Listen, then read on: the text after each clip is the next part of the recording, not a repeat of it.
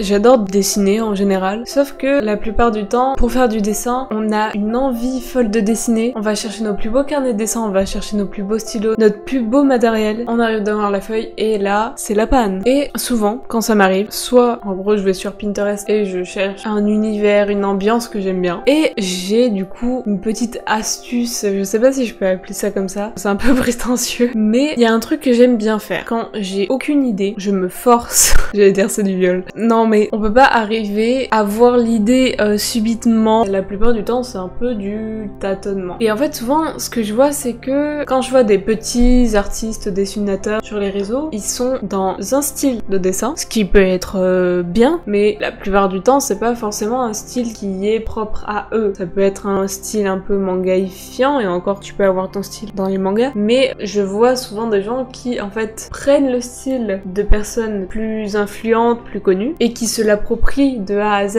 Et ça peut être bien pour commencer, pour s'entraîner, pour débuter, avoir un référent, c'est vraiment cool parce que on peut comparer ses productions à la personne, on peut voir les endroits où on a raté, mais on est bien d'accord que ça ne peut pas durer dans le temps. Par ceux qui font de l'hyperréalisme, moi l'hyperréalisme...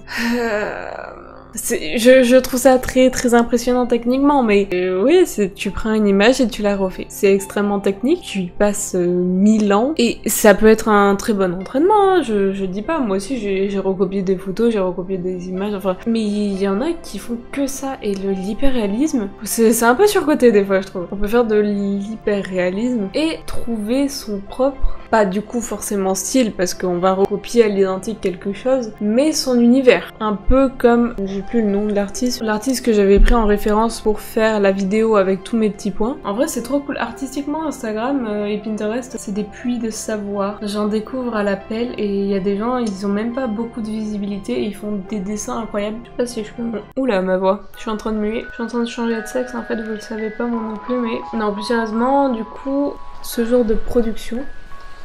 On verra rien.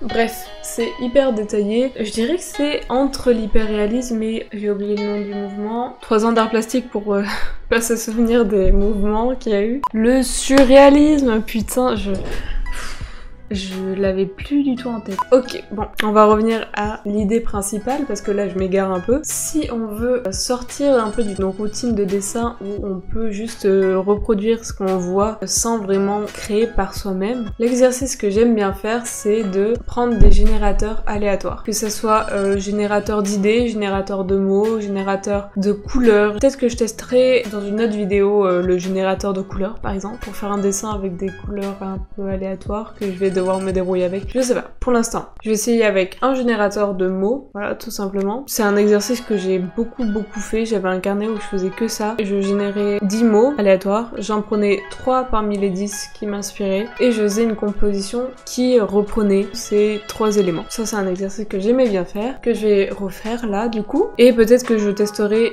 dans un second temps un générateur d'idées ou de personnages. Donc voilà, c'est parti! Ok, alors du coup, je recherche un générateur de mots aléatoires tout simplement. Voilà, donc j'utilise ce site. Je vais mettre du coup 10 mots et je vais en sélectionner 3 dans le tas. Ok, donc là par exemple j'ai eu collectionneur, bot, sueur, cross, noisette, interview, femme, acrobate, attitude et gorille. C'est pas facile, hein, ça aurait pu être pire. Mais là, je pense que je vais prendre le mot femme, le mot cross et le mot bot. Ça devrait pas être trop compliqué à mettre ensemble. Et c'est parti, hein, écoutez. Je regardais des petites références quand même pour les poses. Je sais pas pourquoi, quand j'ai commencé à développer un style entre guillemets, j'avais très peur d'utiliser des références. Alors qu'il y a rien d'honteux à ça, enfin je veux dire, j'utilisais vraiment pas de pose et ça fait des erreurs de proportion énorme. Bon, je fais toujours des erreurs de proportion, mais voilà. Et aussi, ce qui est bien, j'en avais parlé, je vais le remontrer peut-être. Du coup, sur Clip Studio, c'est qu'on peut avoir des personnages en 3D. Donc là, on a des poses de main spécifiques. Voilà, là, on a des poses de personnages spécifiques. Donc je vais regarder, là, peut-être qu'il y en a une qui me plaira. Moi, j'aurais bien aimé une personne un peu accroupie, comme un contre-plongé, vraiment. Et je sens que si j'ai pas de référence en photo, ça va être compliqué.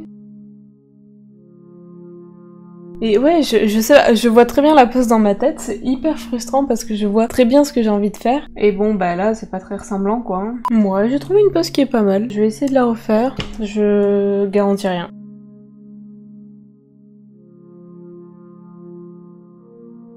Ok, bon, du coup, pour l'instant, j'ai grosso modo une pose. Je vais essayer de repositionner les éléments, en fait, tout simplement. Et en gros, je vais un peu plus pousser mon brouillon, quoi. Alors déjà, je vais commencer à virer cette main-là. En fait, j'ai envie du coup de prendre une crosse de hockey, qui ferait un truc un peu comme ça. Et du coup, que la personne l'ait directement dans la main, là. Bref, je schématise, mais Oula, les mains, c'est pas ça, hein. Ouais, je verrais plus des bottes un peu, pas forcément très élégantes, mais un peu comme des Doc Martens qui sont un peu plus massives sans que ce soit des trucs hyper lourds.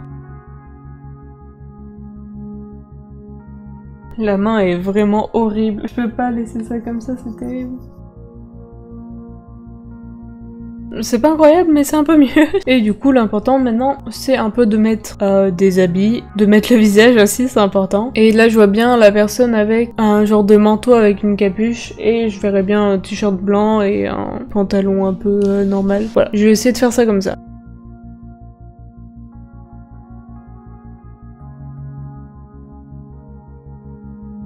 Bon, alors du coup, j'ai plus énormément de batterie. Ce que je vais faire, c'est que je vais mettre un petit accéléré du dessin.